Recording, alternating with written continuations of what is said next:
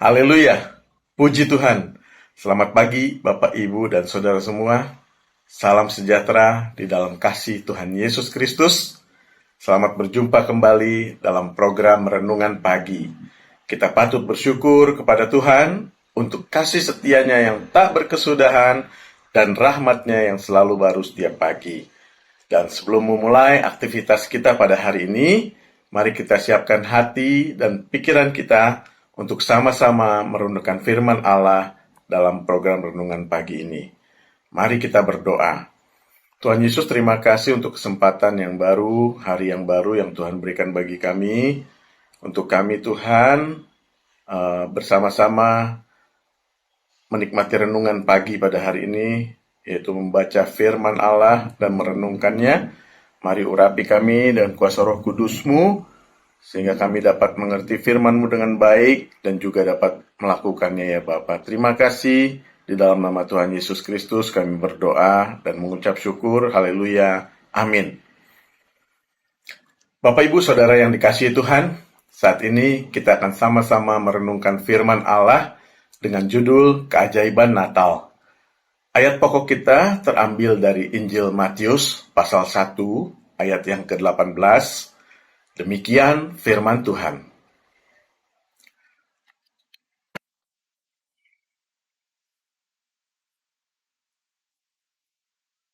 Kelahiran Yesus Kristus adalah seperti berikut.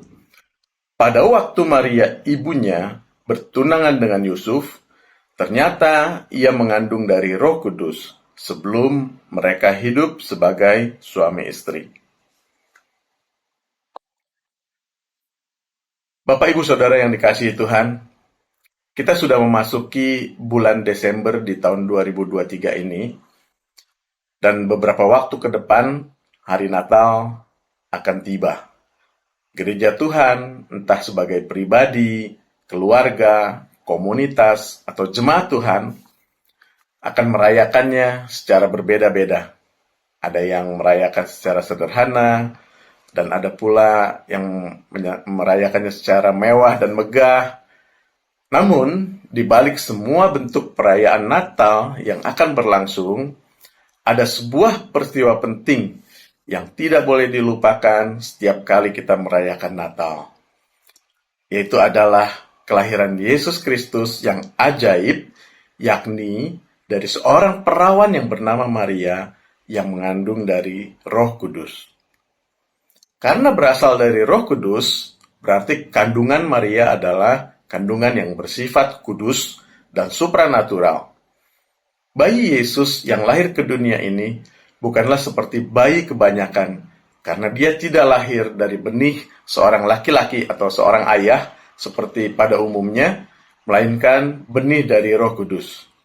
Alkitab menyatakan ini secara jelas dalam ayat yang sudah kita baca bersama tadi.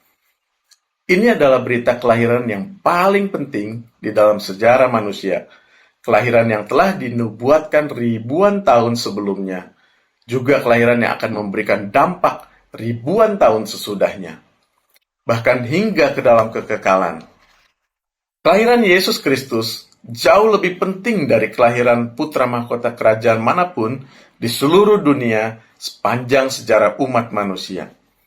Kelahiran Yesus Kristus melalui rahim perawan Maria ini juga telah dinubuatkan oleh Nabi Yesaya 700 tahun sebelumnya.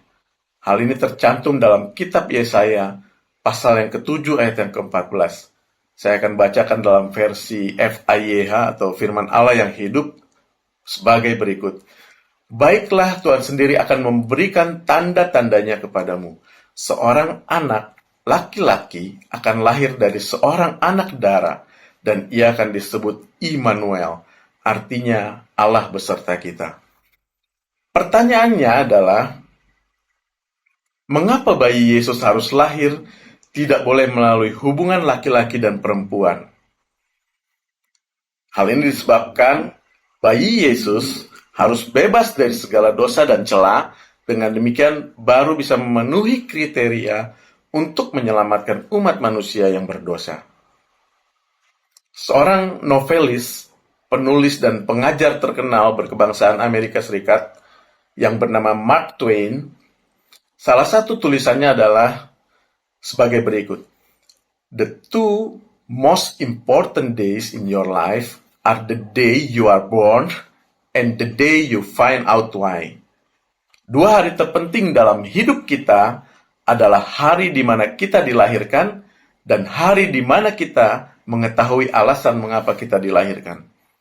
Hari kelahiran bayi Yesus yang ajaib adalah hari yang begitu penting. Demikian pun dengan alasan mengapa ia dilahirkan ke dunia ini sangatlah penting.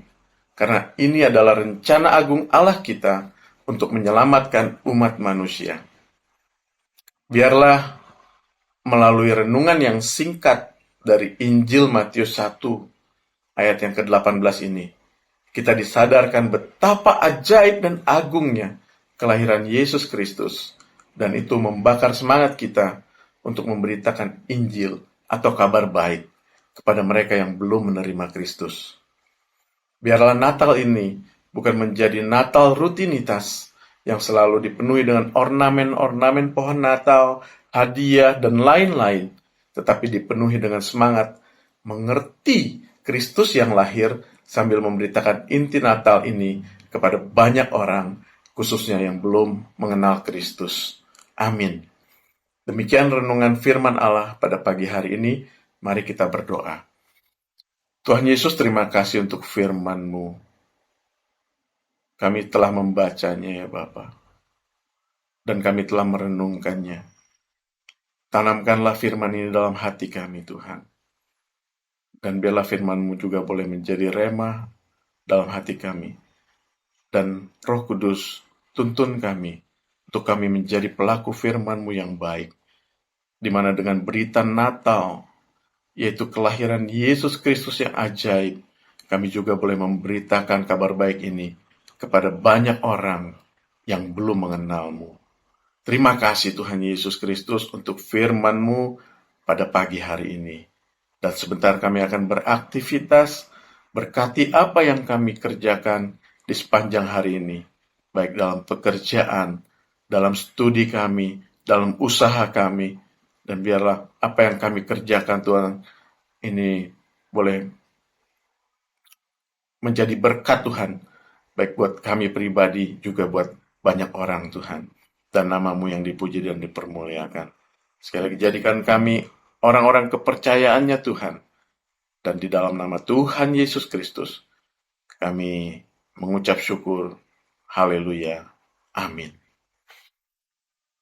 Selamat beraktivitas. Tuhan Yesus memberkati kita semua.